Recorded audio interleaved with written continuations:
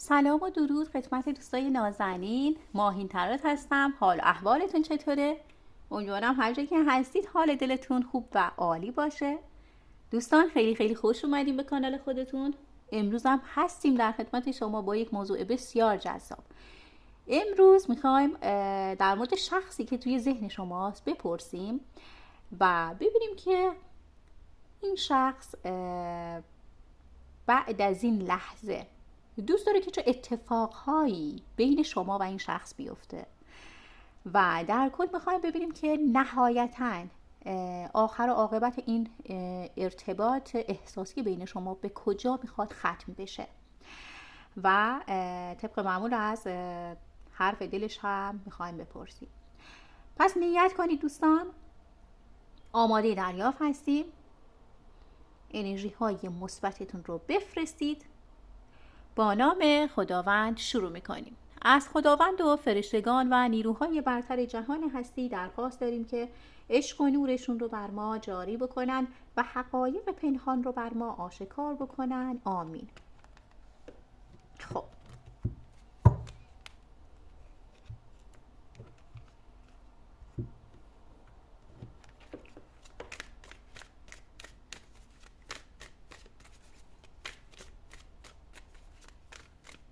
اول در مورد وضعیت این شخص بپرسیم، ببینیم که کارت حقیقت، عصبانیت، حریم و زمان و کارت صداقت براتون برگشت. خیلی خوب.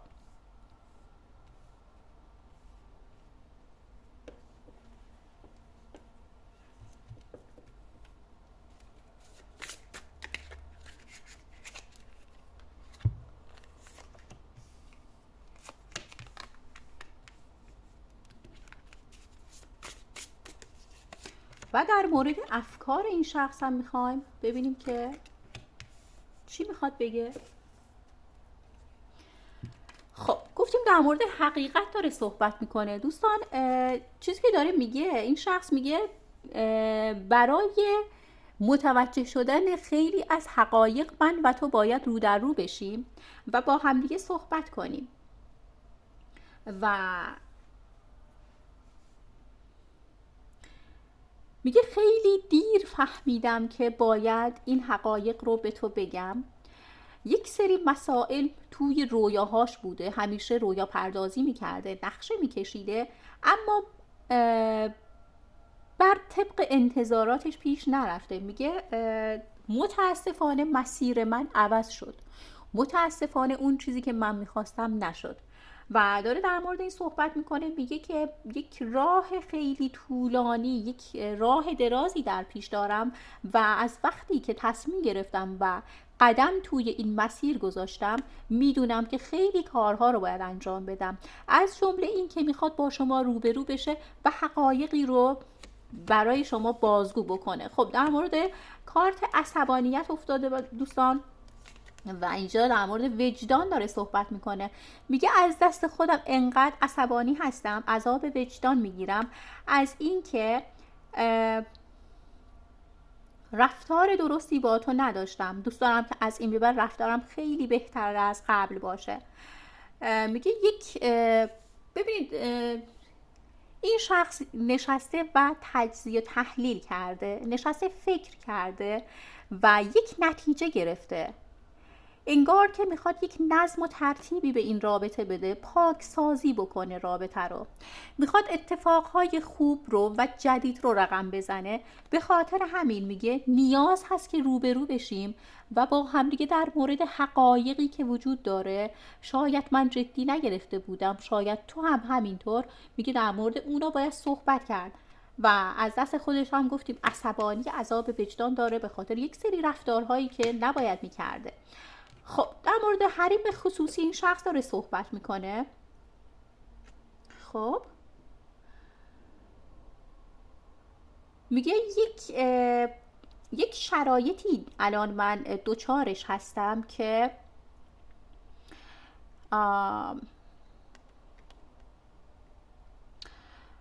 ببینید این شخص انگار خیلی در مورد شما فکر میکرده که توی رابطه باید بالاتر از شما باشه، برتری داشته باشه، یا حرف اول رو خودش بزنه.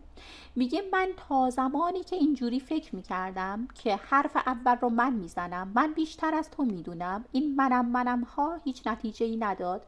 و اینجا داره نشون میده که این رئیس بودن ها و رهبری کردن رابطه باعث شد که من وارد حریم خصوصی تو بشم و تو رو یه جورایی تو دیگه با من راحت نباشی. انگار که ببینید دوستان، شما رو مجبور به زدن حرف‌ها یا بازگو کردن رازهایی که شما اصلا دوست نداشتید پیش این شخص بزنید رو مجبور کرده. البته برای همتون نیست، ولی برای بعضیاتون میبینم که این شخص شما رو مجبور میکرده که حرفاتون رو بزنید. انگار اون حریم، اون در واقع اون خط قرمز رو رعایت نکرده. میگه تو خجالت کشیدی از من، تو با این که نمیخواستی بگی، اعتراف بکنی، ولی مجبور شدی بعضی حرفها رو بزنی و این حس رئیس بودن من، لیدری کردن من توی این رابطه تو رو رنجیده، خاطر کرده. خب اینجا هم در مورد زمان صحبت میکنه و میگه توی این دوره زمانی، در واقع منظورش الانه، میگه یک دوره سختی رو دارم پشت سر میگذرونم که احتیاج به پاکسازی داره. اینجا هم گفتیم این شخص به شدت احساس میکنه که باید پاکسازی بشه رابطه. فکر میکنه که باید آدم انعطاف پذیری باشه. تا الان نبوده، تا الان این کار رو نکرده، منم داشته، ایگو داشته. تا الان میگفته که حرف اول رو من باید بزنم، من بیشتر از تو میدونم، تجربه دارم، یا اینکه حالا به هر دلیلی این کار رو با شما میکرده.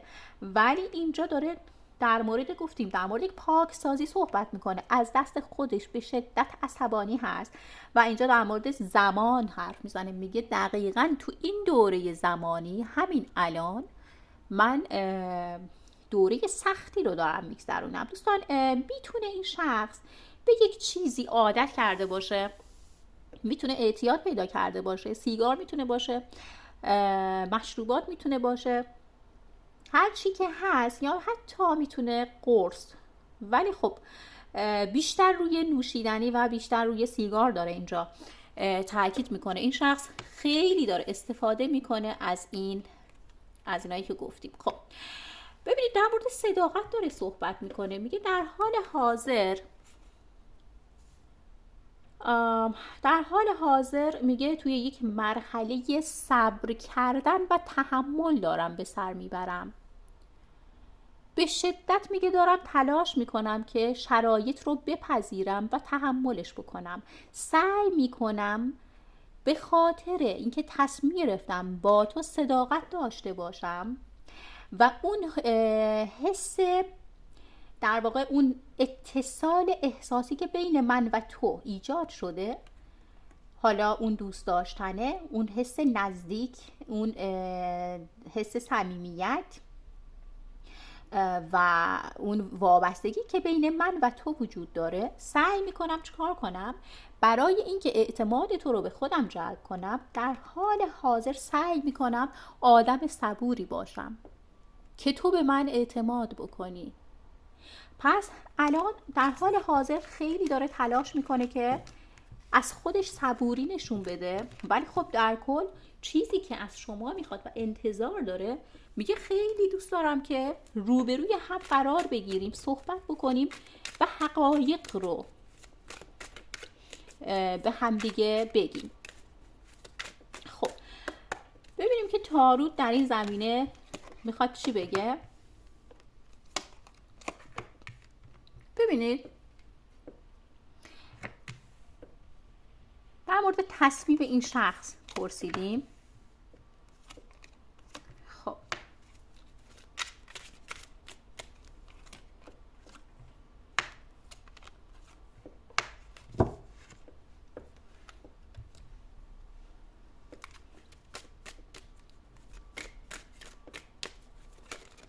تصمیمی در مورد دوستانی که روت نیت کردن گرفتی.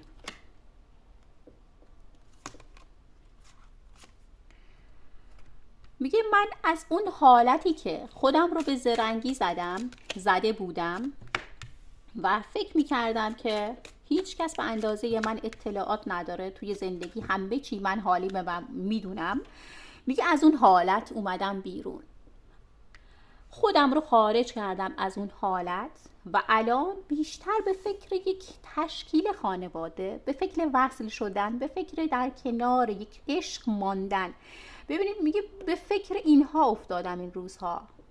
اگر شما راهتون دور هست، میخواد به سمت شما حرکت بکنه. میگه دوست دارم بیام، میگه دارم تلاش میکنم آدمی باشم که انتقاد پذیر باشم، حرفهای تو رو قبول کنم، کارهایی که تا الان با تو نکردم، کارهایی که همیشه تو ام با مخالفت‌های زیاد بوده، به شدت باهات مخالف بودم، با اعتقاداتت، با حرف زدن، با سلیقه ها، حالا با هر عقیده‌ای که داشتی، انگار که نشون میده که این شخص با شما خیلی مخالفت میکرده. اما اینجا داره چی میگه؟ اعتراف میکنه. ببینید اعتراف میکنه، میگه قلبم، حسم زندانی شده، یک زندان فکری برای خودش درست کرده. و ببینید میگه میخوام این در زندان باز بشه، بیام بیرون، اون آزادی فکری و اون آزادی عمل رو میخوام تجربه بکنم، اما به دور از غرور، به دور از اون حس رئیس بودن ها. میگه میخوام اونا رو کنار بگذارم. ببینید اعتراف خیلی مهمی داره میکنه. میگه وقتی که اون راه غلط رو رفتم، بیراه رفتم، الان قلبم، وجودم، حسم کلا یک حس زندانی بودن بهم میده و دوست دارم که آزاد بکنم، خودم رو آزاد بکنم. و داره میره به سمت اعتراف‌های صادقانه، داره میره به سمت حرف‌های نگفته، به سمت اون رفتارهایی که داره اصلاح میشه و در مورد خودش میخواد با شما صحبت بکنه، در مورد تصمیم‌هایی که داره، در مورد نظم و ترتیب دادن، تشکیل خانواده داره صحبت میکنه. ببینید میگه این روزها هر چقدر که زمان میگذره بیشتر و بیشتر در مورد تو خیلی جدی فکر میکنم و میدونم که تو هم شخصی هستی که پر از عشق هستی.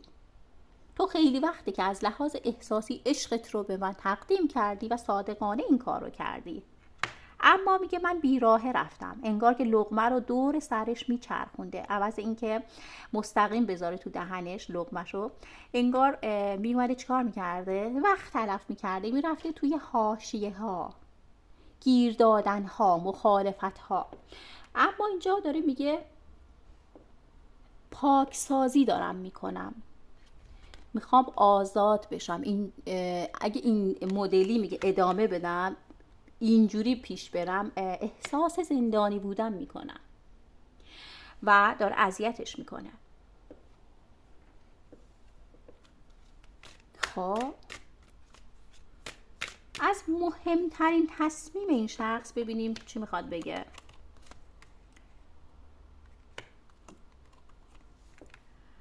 خب اول اینکه در مورد شما این شخص خیلی داره صحبت میکنه با اشخاصی که باهاشون راحته.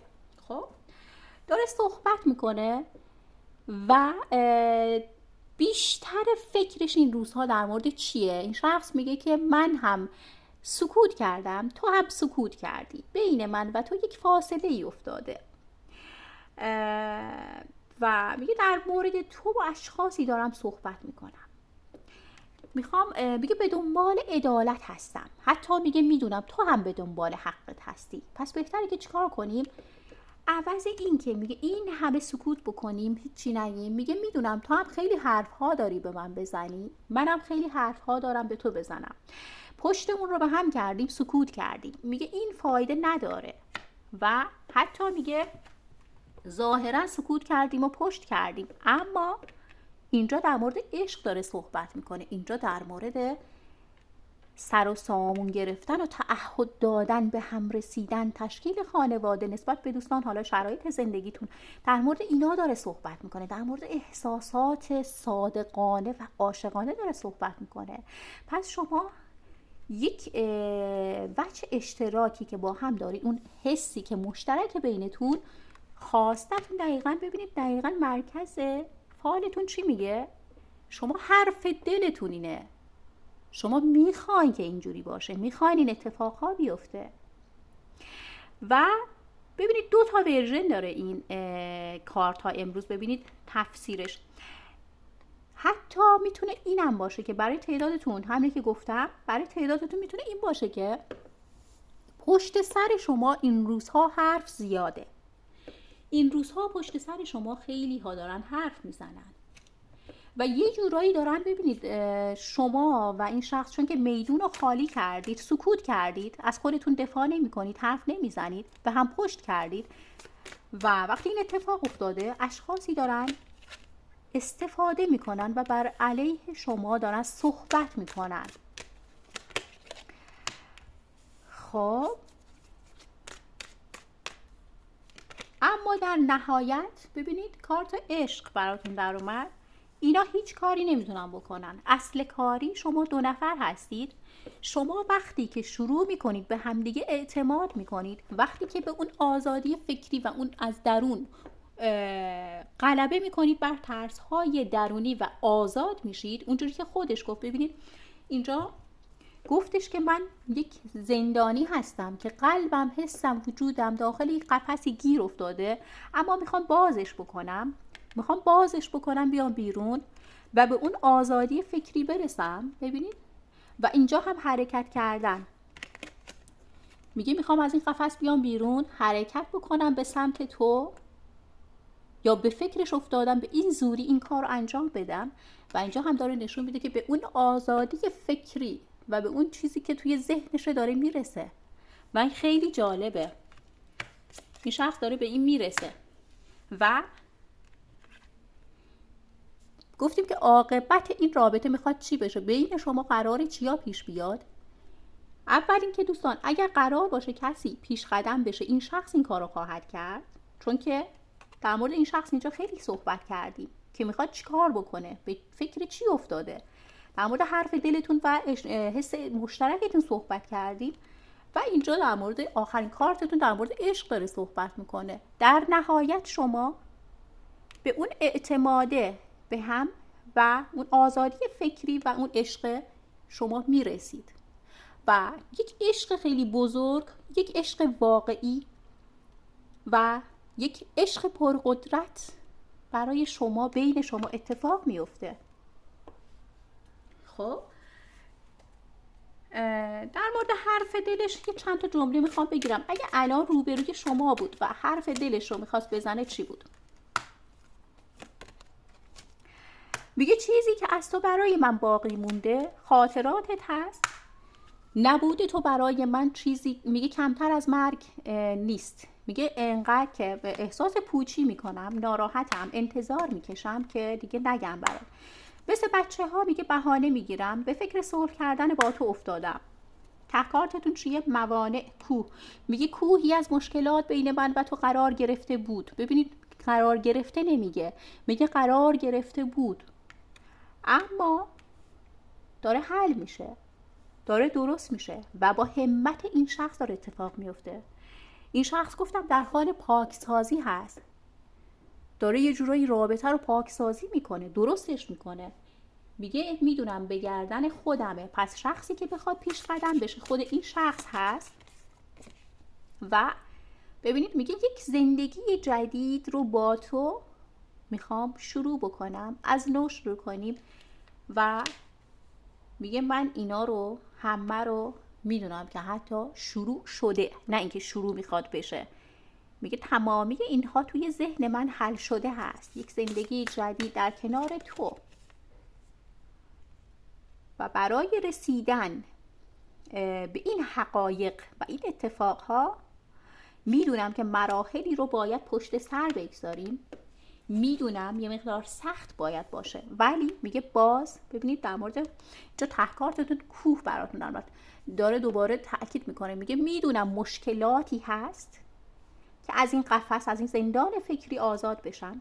فعلا دارم با خاطراتت فکر کردن به تو دارم سر میکنم، اما نگاه هم به دره، نگاه هم به توه، به تلفن، حالا هر جا پیگیرت هستم، اما به دنبال صلح هستم. مثل بچه ها بهانه میگیرم، ناراحتم، ولی باز به صلح فکر میکنم، به شروع کردن یک زندگی جدید در کنار تو که میتونم به خواسته هام برسم. پس خواستش اینه که به شما برسه. اعتماد اینجا حرف اول رو میزنه. شما 2 نفر باید به هم اعتماد بکنید.